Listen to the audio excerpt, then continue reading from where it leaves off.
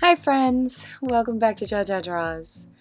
I'm incredibly sorry for the bizarre sound quality, and I'm also not sorry about the content of the video, but it was not what I had planned. My mom is here visiting. I haven't seen her in 18 months, and I'm so delighted to see her, but between the time that I'm spending just hanging out with her and then also we took the kids to an amusement park yesterday, I have not had a ton of time to work on art this week, which all in all feels like a totally worthwhile exchange, but I did want to get something done and get a video out. So one of my, let's call it pet hobbies, is reimagining ideas that are ingrained in the cultural consciousness, particularly of like Westerners, and thinking about what maybe isn't quite so accurate. So what I'm working on today is sort of my counter to the very well-known image of the birth of Venus. Now, this is an incredibly well-known painting. Botticelli's The Birth of Venus is one of the things that if you take art history courses, you spend some time on. And you know, it's a beautiful painting, no shade intended. But there are some things in it that, from my perspective, I take a little bit of issue to. There was a very typical standard of beauty during the Italian Renaissance, which is reflected in Aphrodite's long limbs and strawberry blonde hair and pale skin and sort of the slightly soft nature of her body. And while I have no quarrel with anyone who wants to find that beautiful, I do feel that it probably doesn't particularly measure up to what the Greek standards of beauty were. And after all, she's a Greek goddess. So, well, co-opted by the Romans, but let's not get into that. So when I went about drawing my Venus or Aphrodite, I thought about that while I was drawing her. Aphrodite is known to be the goddess of love and lust and beauty, but that's not all she is. She was also a goddess of fertility, and she was also a goddess of war. So when I was drawing her, I did not make her overly curvaceous. One of the things that I think is true about Aphrodite is that more often than not, she's represented in these almost ridiculously sexualized ways. And it doesn't really matter who's doing it, whether it's, a current popular anime or a well-known Disney flick.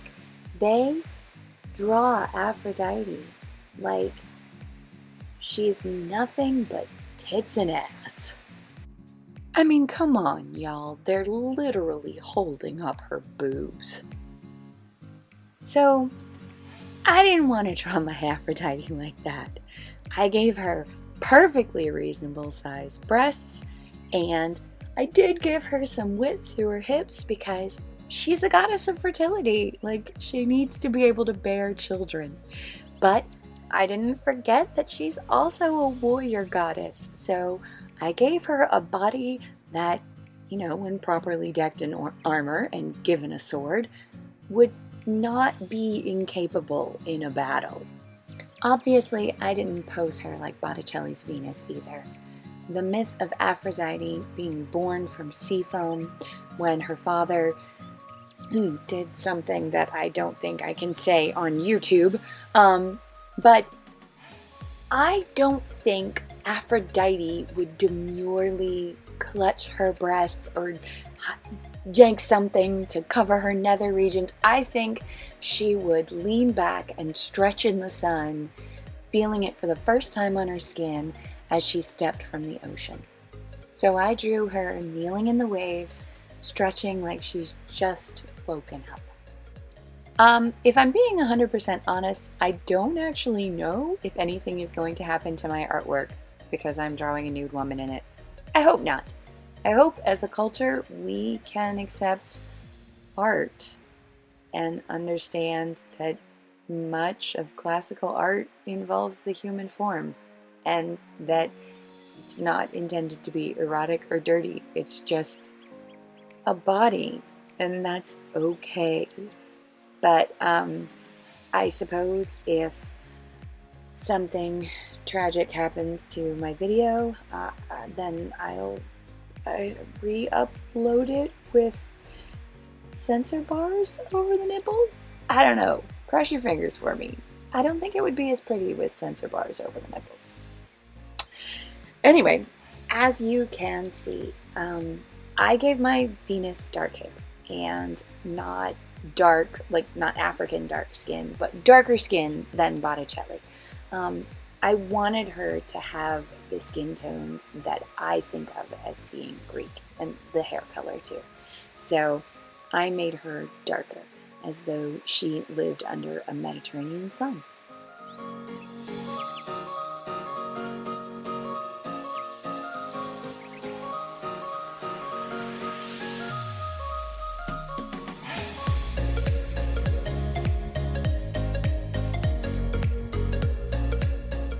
There's something really satisfying about drawing on my tablet. I think because when I use my drawing app, I feel like I'm consistently learning things that I can then go back and apply to my traditional drawings to improve them. And it doesn't ruin a drawing if I do something experimental with it, because I can always just undo what I just did or erase the layer or something. So I'm braver with my tablet, and while I'm being braver, I'm learning stuff, and that's really great.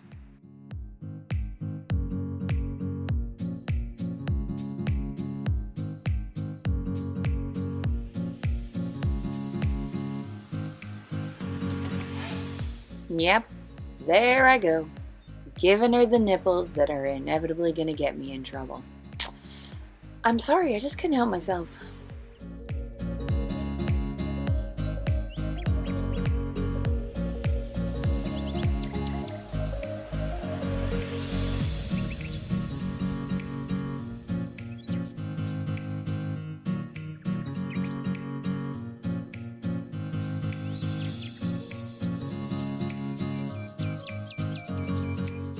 I don't know if the censors think that pubic hair is worse than nipples or better, and I'm a little afraid to ask.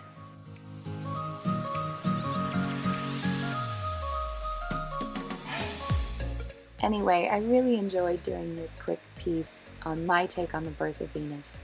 I love her.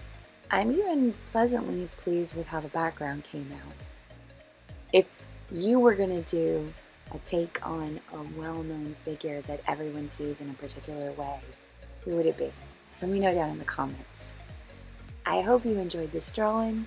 I hope you're drawing something of your own, and I hope you have a great weekend. Bye! If you like my art, or the art of any artist here on YouTube, please consider liking and subscribing. It really does help. Thanks!